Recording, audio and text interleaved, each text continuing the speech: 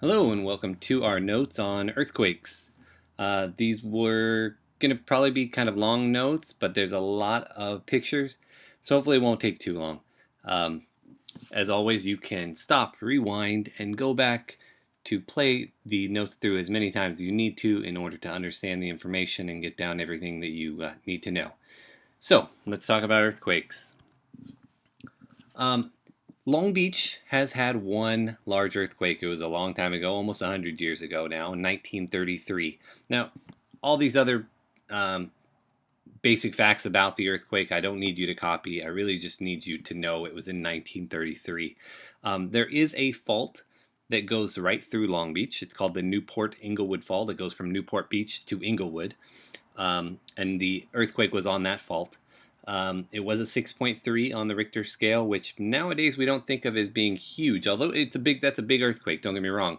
But when we talk about the big one that's going to hit California, we usually think in the 8.0 or higher range. There were 115 deaths, which may not sound like a lot, but you got to remember in 1933 there weren't nearly as many people living in Long Beach. Over 600 people were injured. $50 million worth of damage, and there was so much damage to the schools in Long Beach that the state of California actually changed the standards for how to make schools safer. Milliken, just so you remember, was not around in 1933, and so it was not damaged at all because it hadn't been built yet.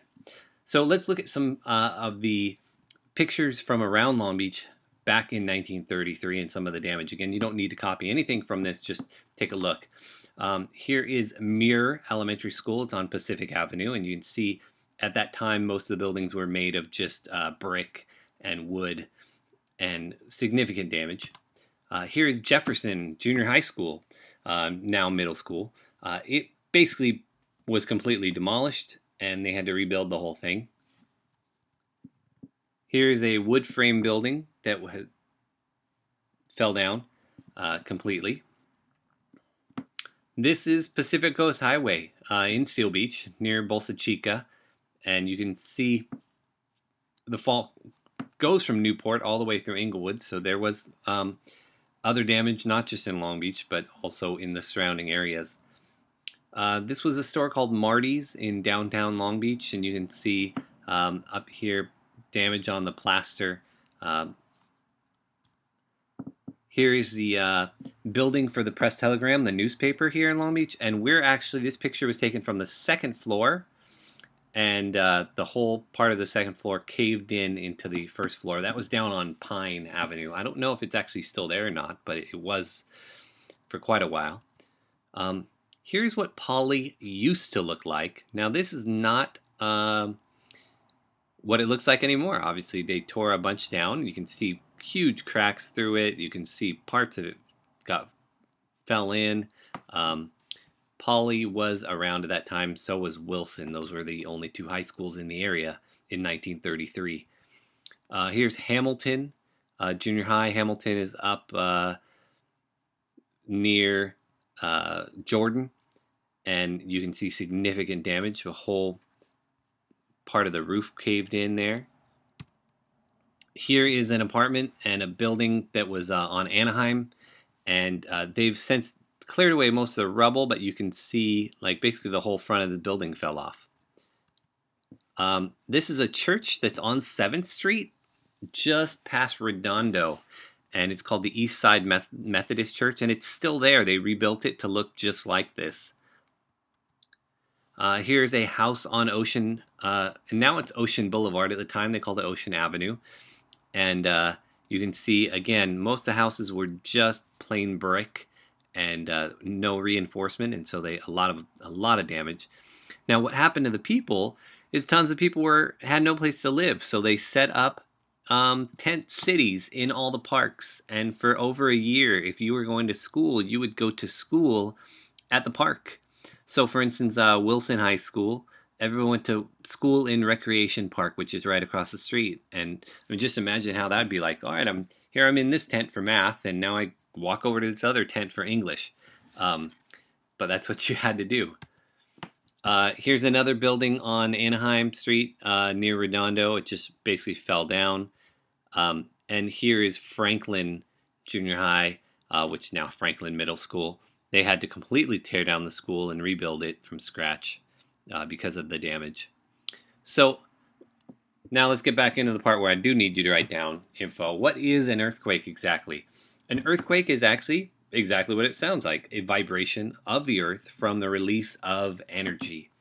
And the point inside the earth where it actually starts is called the focus. So I'm going to show you a picture, and I'd like you to draw this picture with all the labels, and we're going to go through what each of the labels mean. And it might be easier, rather than taking them as notes, instead just draw the picture and do the notes right off the labels. So here we have the focus is actually where the earthquake happens. Now the next word I want you to get down is this one, the epicenter. So what's an epicenter? That's the area on the earth above the focus. So let's go back to the picture. Here's the focus inside the earth, and that could be a mile down, it could be 10 miles down. The epicenter is the spot on the earth above it. So basically on the news, when they say the epicenter of the earthquake, they're going to basically show you a spot on the map. But understand, the earthquake didn't happen at that spot on the map. It happened deep underground at that spot. And of course, a fault is where the earthquake happens. That's a fracture or a break in the earth. And that break could be because of a transform plate boundary, or it could be a convergent plate boundary, or it could just be a crack in the earth where the earth is shifting. So again, here, the actual break in the earth where the earthquake happened is the fault. Now, here's an example of a fault in France. You can see clearly right down the road, the line here. Here's one part of the earth, here's another, and there's a fault. Here's another picture where we have two different, this used to be lines of trees, and you can see that this area, right along this line where the lines broke, that's the fault line. And it's just simply a break in the earth. Now, what causes an earthquake to happen? The actual scientific name for it is called the elastic rebound hypothesis. And essentially, what happens at one of these breaks in the earth is the rock will get stressed.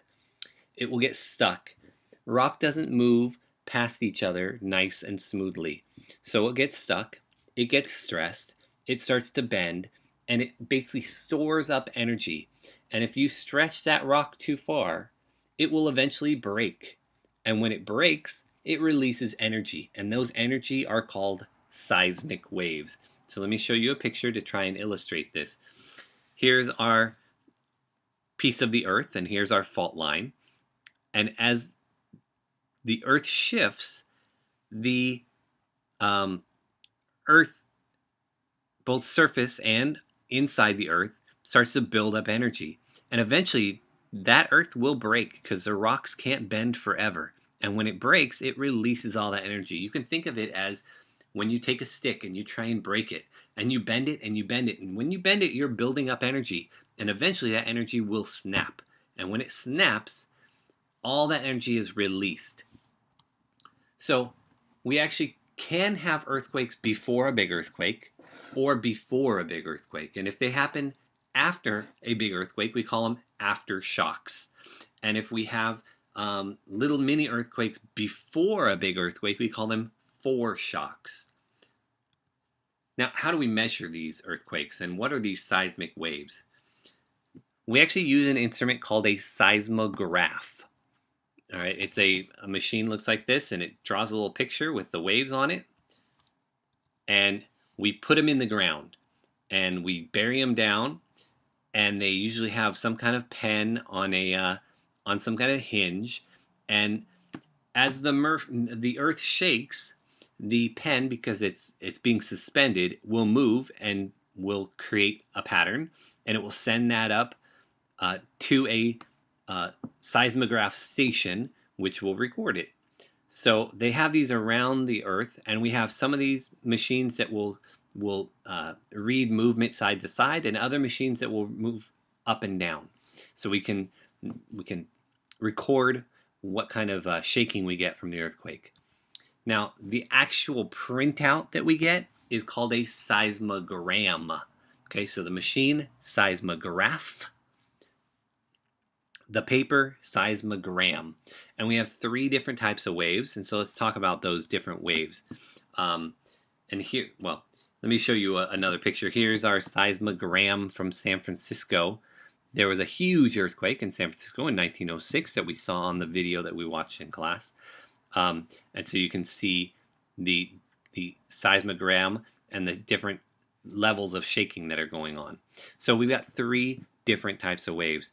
We've got the first wave that hit is called the P waves, and they travel the fastest. They're the fastest waves, and they have an up and down motion, as if somebody hit a brick with a hammer. The energy goes from down to up.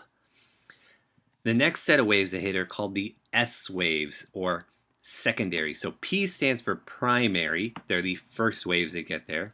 S stands for secondary. They're the second waves to get there. And they travel more slowly. And they travel in a side-to-side manner, as if somebody hit a block with a hammer on the side. So you get kind of a wave motion. Our last set of waves is called surface waves. These travel the slowest, and they travel on the surface. And because they're on the surface, they tend to cause the most damage. So if we go back to that if we look at our seismic waves, we can see the P waves hit first, then the S waves hit next, and finally the surface waves. And we can use 3 different spots of seismograph areas.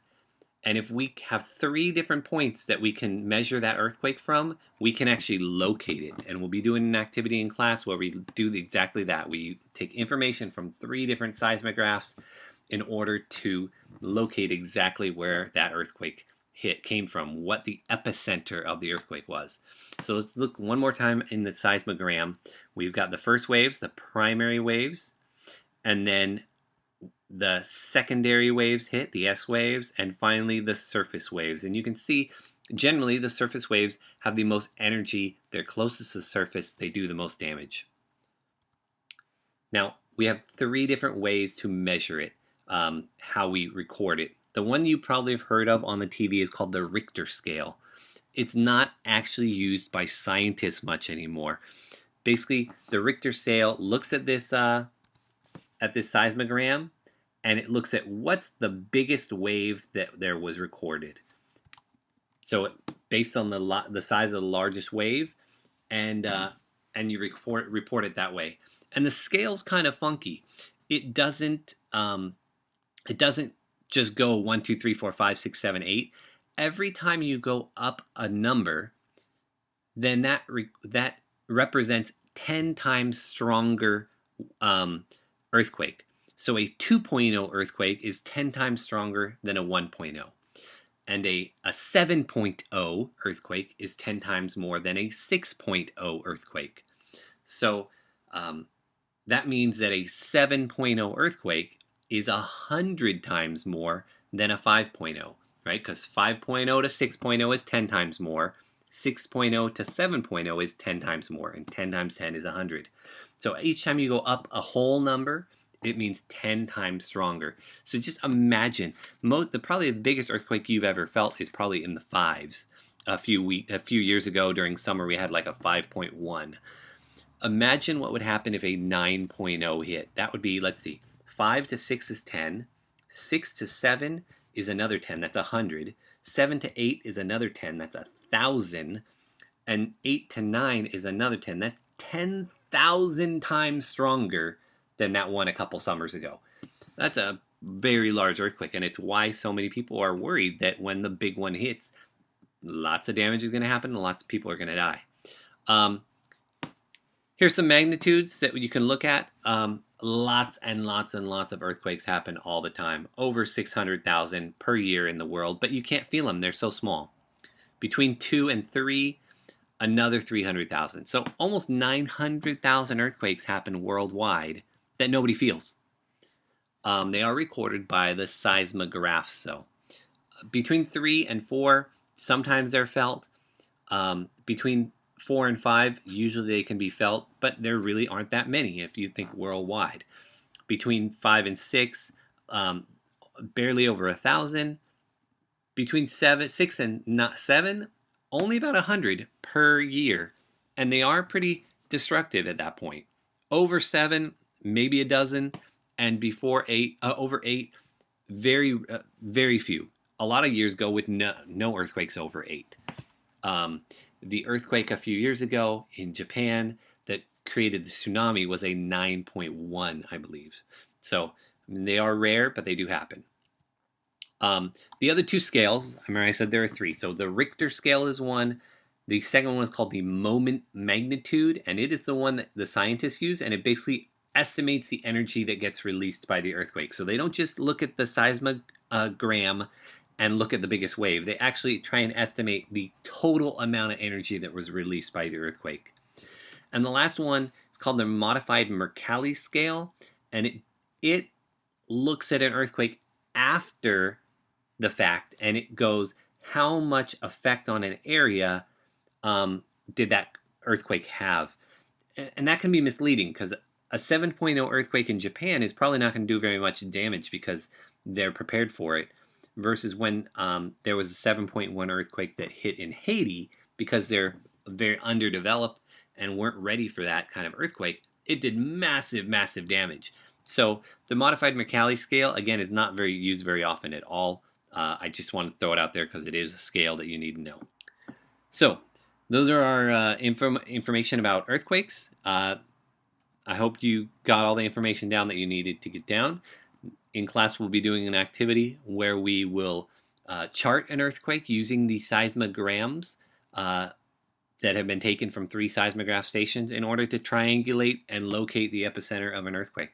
I'll see you in class.